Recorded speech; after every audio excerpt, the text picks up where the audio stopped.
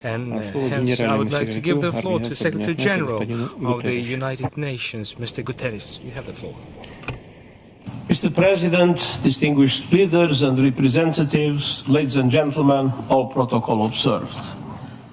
I am grateful to participate in the 16th BRICS Summit.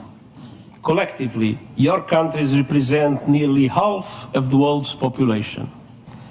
And I salute your valuable commitment and support for multilateralism and international problem solving as clearly reflected in your team this year.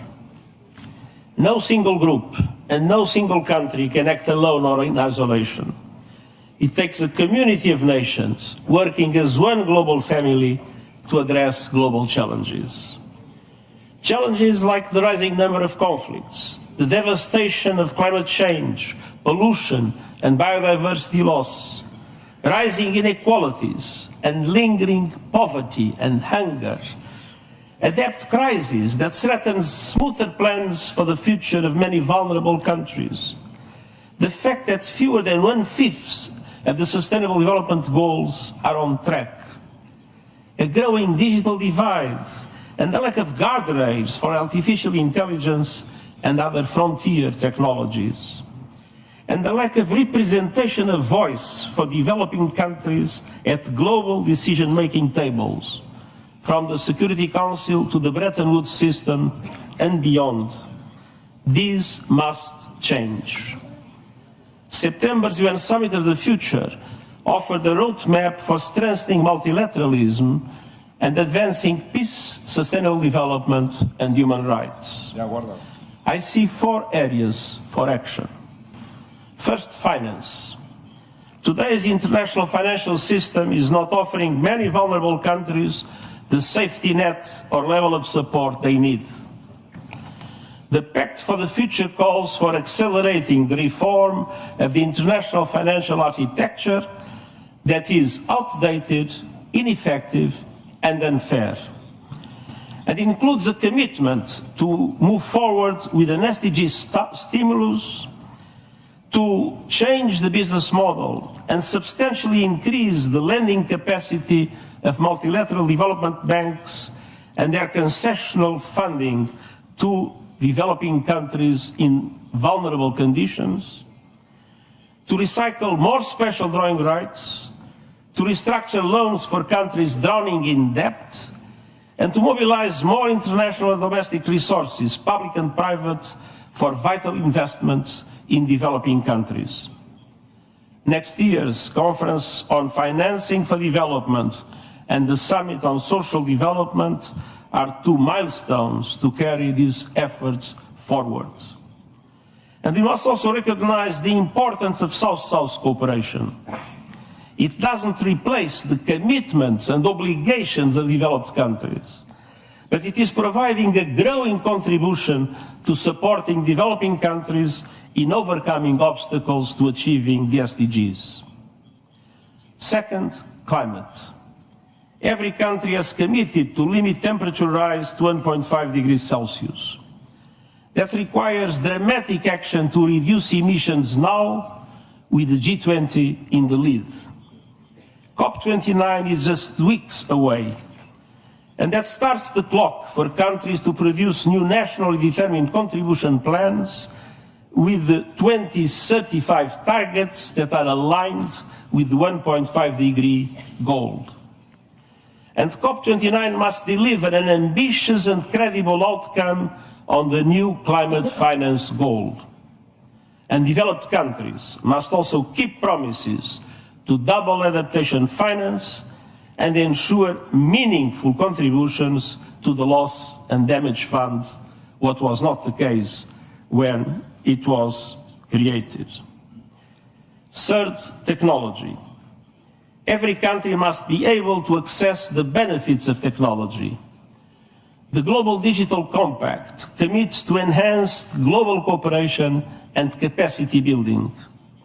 It includes the first truly universal agreement on the international governance of artificial intelligence to give every country a seat at the AI table. It calls for an independent international scientific panel on AI and initiating a global political dialogue on its governance within the United Nations with the participation of all countries. And it requests options for innovative financing for AI capacity building in developing countries. And fourth, peace. We must strengthen and update the machinery of peace. This includes reforms to make the United Nations Security Council reflective of today's world. The Pact for the Future includes important steps on disarmament, including the first multilateral agreement on nuclear disarmament in more than a decade, and steps that address the weaponization of outer space and use of lethal autonomous weapons. Across the board, we need peace. We need peace in Gaza, with an immediate ceasefire, the immediate and unconditional release of all hostages, the effective delivery of humanitarian aid without obstacles, and we need to make irreversible progress to end the occupation and establish the two-state solution as it was recently reaffirmed once again by a UN General Assembly resolution. We need peace in Lebanon, with an immediate cessation of hostilities, moving to the full implementation of UN Security Council Resolution 1701.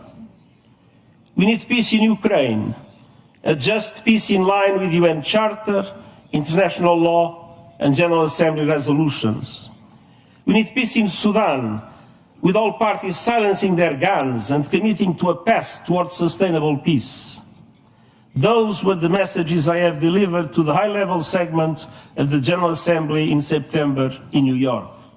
Unfortunately, they remain valid here and now. Everywhere, we must uphold the values of the UN Charter, the rule of law, and the principles of sovereignty, territorial integrity, and political independence of all states. Excellencies, ladies and gentlemen, the Summit of the Future charted a course to strengthen multilateralism for global development and security. Now we must turn words into deeds, and we believe BRICS can play a very important role in this direction. Thank you very much. Уважаемый господин генеральный секретарь сказал о том, что мы должны все жить как одна большая семья. Уважаемый господин генеральный секретарь, мы так и живем. Вот в семьях, к сожалению, часто случаются размолвки, скандалы, дележ имущества. Дело иногда доходит и до драки.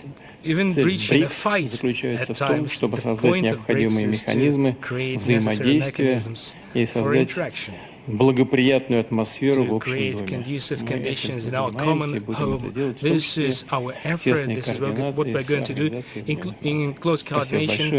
Спасибо большое.